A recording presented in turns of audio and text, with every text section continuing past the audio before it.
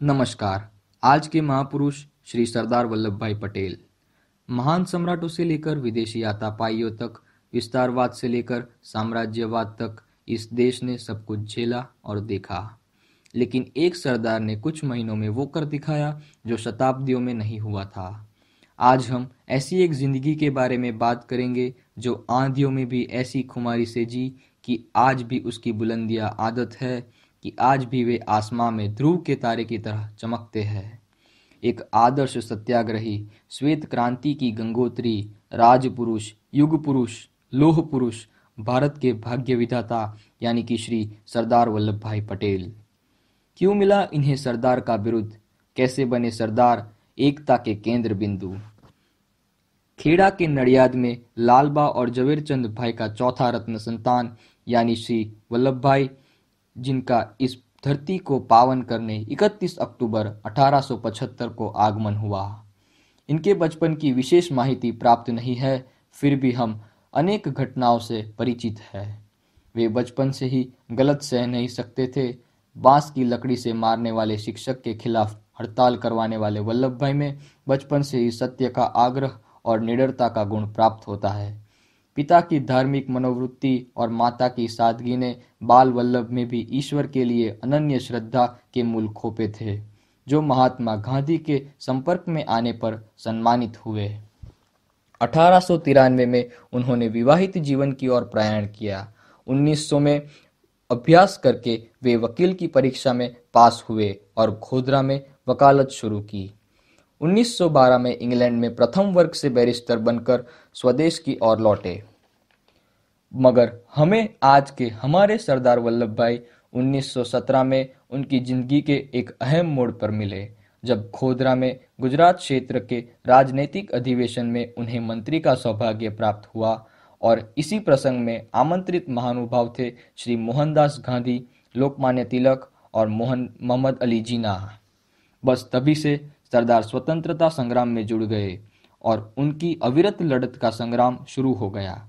Rowlatt act के खिलाफ लड़त, गांधी जी के पुस्तक प्रतिबंध के खिलाफ लड़त, सरकारी परवानगी बिना सत्याग्रह की कमेटी का निर्माण, गुजरात विद्यापीठ की स्थापना, नागपुर झंडा सत्याग्रह, अहमदाबाद की म्यूनिसिपल चुनाव में सभी स्थानों से विजयी होना, बोरसद सत्याग्रह, ऐसे तो अनेक सत्याग्रह, अनेक कार्यों और सभी को भव्य सफलता मिली।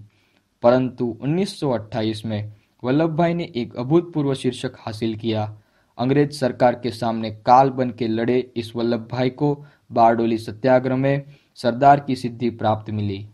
1930 में दांडी कूच का समग्र आयोजन भी स्वयं सरदार वल्लभ भाई ने ही किया था।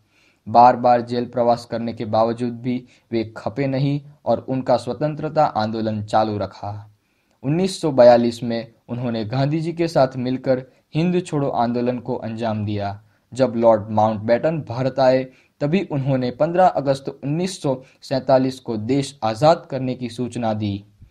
हर एक स्वतंत्र वीर की आंखें तब कितनी बरसी होगी जब भारत का तिरंगा सम्मान से पहली बार स्वतंत्र भारत में लहराया होगा। न जाने कितने आध्यात्मवादी आत्माओं आसमां से पुकार पुकार कर कहते होंगे कि झंडा अजय अमर रहे और ऊंचा आसमां में लहराए। जब 565 में से 562 रजवाड़ों को वल्लभ भाई ने एकजुट राष्ट्र बनाने के लिए मजबूर कर दिया, तभी उन्होंने खुद की लौह पुरुष की सिद्धि का इम्तिहान लिया। इसके बाद सरदार साहब ने जूनागढ़ और हैदराबाद की सल्तनत के खिलाफ जो लश्करी कठोर नीति अपनाई, उसकी अच्छाई और कश्मीर में सरदार की सलाह न मानने की बुराई, दोनों के परिणाम आज भारत देश भुगत रहा है। सरदार साहब ने 2 साल के भीतर भीतर जो देश को जोड़ने का अभूतपूर्व चमत्कार कर दिखाया, तब लॉर्ड माउंटबेटन को भी कहना पड़ा कि हमको ऐसा लगा था कि भारत को संयुक्त राष्ट्र बनने में 15 साल जितना समय अवश्य लगेगा, परंतु सरदार साहब ने यह चमत्कार चंद महीनों में कर दिखाया। अंत में 1950 की 15 दिसंबर को सरदार साहब ने बहुत समय से पीड़ित अभाशय की बीमारी के कारण महाप्रयाण किया। सरदार साहब ने वसुधैव कुटुंबकम का जो संदेश देश को दिया है, उस संदेश की मशाल को लेकर हम पूरे विश्व में जाते रहेंगे, पूरे विश्व को पुनः ये स्मरण कराते रहेंगे कि वास्तव में सारे जहां से अच्छा हिंदुस्तान हमारा। अंबर करे पुकार, उठ भारत के लाल, आगे बढ़ तूफान से लड़, बनकर तू भूचाल। आज देश के नौजवां की नई कहानी होगी, भेदभाव की भारत से दीवार हटानी होगी। भारत बने गुरु दुनिया का, लेकर हाथ मशाल, उठ भारत के लाल, आगे बढ़ तूफान से लड़, बनकर तू भूचाल। सरदार पटेल ने कहा था, it is the prime responsibility of every citizen to feel that his country is free and to defend its freedom is his duty. Every Indian should now forget that he is a Rajput, a Sikh और a Jat. He must remember that he is an Indian and he has every right in his country and that too with certain duties। इसी के साथ आज के महापुरुष की बात समाप्त हुई। दोस्तों, ऐसे ही मैं हर रविवार आपसे जुड़ता रहूंगा और देश के शूरवीरों का स्मरण कराते रहूंगा। मैं पृथ्वी देसाई आपसे विनती करता हूं कि अपने प्रस्ताव देने के लिए मुझे अवश्य ईमेल करें psdesai777@gmail.com पर। दोस्तों, अगर आपको मेरा मैसेज पसंद आया हो तो आप अपने दोस्तों से भी शेयर करें। जय हिंद।